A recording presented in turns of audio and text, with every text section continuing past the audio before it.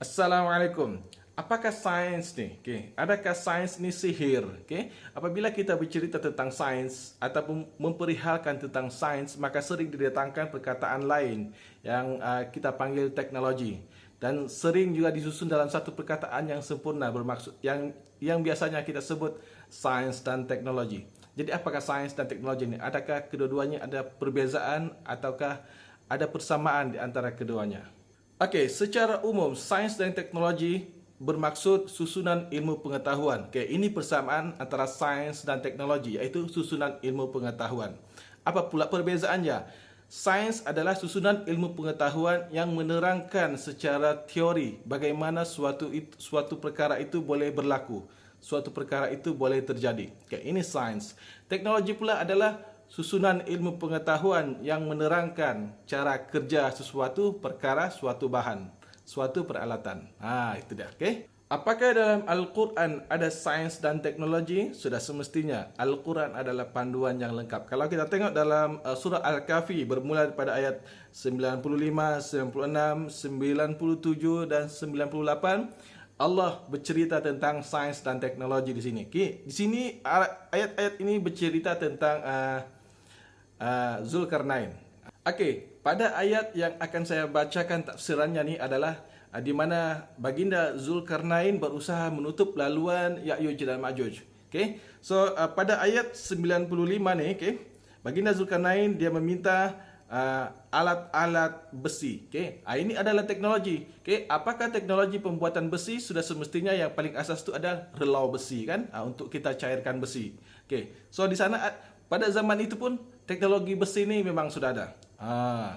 Kemudian kita baca pula, berilah aku potongan-potongan besi, pecahan-pecahan besi. Apabila besi itu telah sama rata dengan kedua gunung itu, maksudnya kedua puncak gunung itu. So maksudnya baginda Zulkarnain ini dia ingin menutup laluan di mana laluan itu berada di antara dua gunung, dan ini adalah laluan yang akan ditutup dengan besi. So kita akan cerita lagi.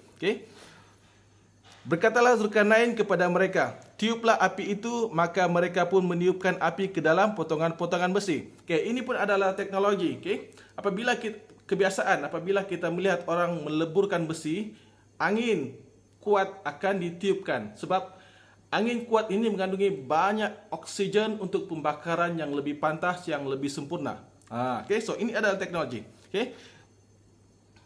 Tiuplah api itu, maka mereka pun meniupkan api ke dalam potongan-potongan besi.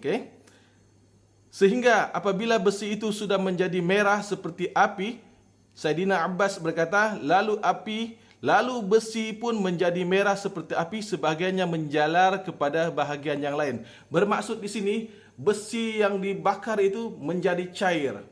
Besi yang